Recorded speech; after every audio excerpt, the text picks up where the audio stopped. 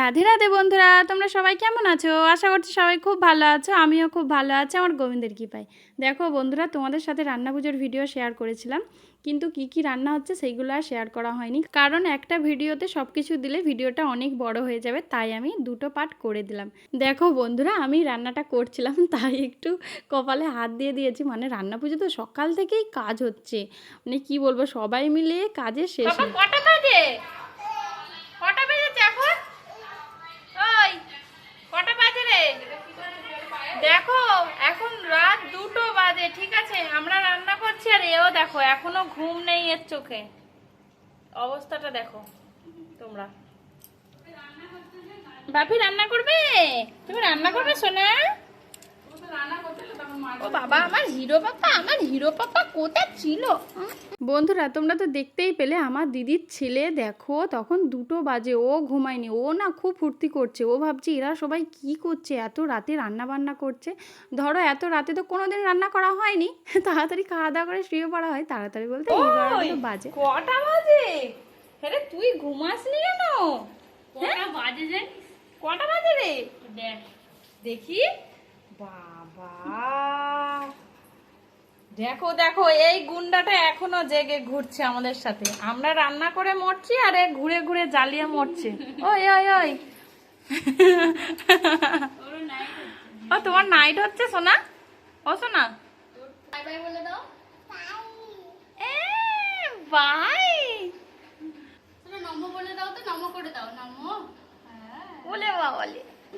আস্তে উঠো, আস্তে আস্তে। ঘুমাবে না? আচ্ছা ঘুমাবে না? আচ্ছা তুমি জেগে থাকবে? আচ্ছা তুমি কখন ঘুমাবে? আমাদের সাথে? বলে বাবালে, মাথা টুকে ফেলতেছে। দেখো না বন্ধুরা, ওকে নিয়ে একটু হাসাহাসি করছিলাম। ওর সাথে যা যা কথা বলছি ও সব কিছু উত্তর দিচ্ছে। বলছি ঘুমাবে না? বলছে না। বলছে তুমি জেগে থাকবে? বলছে হুম। মানে ও খুব ফুর্তিতে আছে। ও ভাবছে এত রাত্রিতে রান্নাবান্না করছে, মাসিরা কেউ ঘুমায়নি, শয়নি কেন, এইসব ও ভাবছে। আর ও আমাদের সাথে খুব মজা করছিল। ও সেই দিনকার ঘুমিয়েছিল 3:30 নাগাদ, জানো? মানে 3টে না 3:30 এইরকম হবে। আর এইদিকে এখনও রান্না চলছে। আমার এইদিকে পুঁই শাকটা হচ্ছে, এটা হয়ে গেলেই রান্নাটা তবে হয়ে যাবে। আর হচ্ছে ভাতটা হচ্ছে, এগুলো হলেই হয়ে যাবে, তারপরে সব কিছু হয়ে গেছে। বাবা এখন কটা বাজে বলো তো? এখন বাজে 3:21। 3:21, 3:30 বাজে যাবে।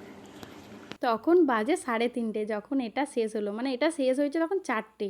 তারপরে দেখো এদিকে নারকেল ছাই, এদিকে তালের বড়া, আর একটা আমাদের আছে চাল কুমড়ো দিয়ে নারকেল ছাই করা হয়, এই নিয়মটা আছে। আর এইদিকে এখনও ভাত হচ্ছে। এই দেখো ভাতে একটু জল কম পড়েছে, তাই এখানে জল দেবো। কি জানো তো, আমাদের হচ্ছে 2 জায়গায় রান্না করেছিলাম। নিচে তো আমার মেজদি ভাই ভোগের হাঁড়ির রান্নাটা করেছিল, আর আমি ওপরে এইদিকে ভাত হচ্ছে, মানে সবাই মিলেই করছিলাম এই ভাত। আরে আমার মেজদি ভাই দেখছিল, ও খালি বললো অনেক ভারী ভারী, তুই লাবিয়ে দে, আমি পারবো না। আমি বলছি ঠিক আছে আমি লাবিয়ে দিচ্ছি। আর এইদিকে দেখো ভোর হয়ে গেছে, ভোগের হাঁড়িতে ও এবার জল ঢেলে দিল। আর আমাদের নিয়ম আছে, এবার ওই কলসিটা আবার ভর্তি করতে হবে। পুকুর থেকে আবার জল নিয়ে এসে ওই যে যতটা খালি হয়েছে কলসিটা, মানে ততটা আবার ভর্তি করে, মানে ফুল আবার ভর্তি করে দিতে হবে। আর ও যেহেতু পুজো করেছে, ওকে এই কাজটা করতে হবে। ওর জন্য ভোরবেলা মানে ওই ঘাটে কেউ লাবার আগেই জলটা নিয়ে এসে কলসিটা ভর্তি করে ঘটিটা রেখে দিতে হবে। এইভাবেই, এইরকমই নিয়ম। তোমাদের কাদের কাদের এইরকম নিয়ম আছে আমাকে কমেন্ট করে জানাও। দেখো এটা এবার পাশে রেখে দিবে, এটা রেখে দিতে হয়। আর এদিকে সব রান্নাবান্না হয়ে গেছে, চাল বাটা যেটা ছিল সেটাকে ছিটিয়ে দিতে হয়।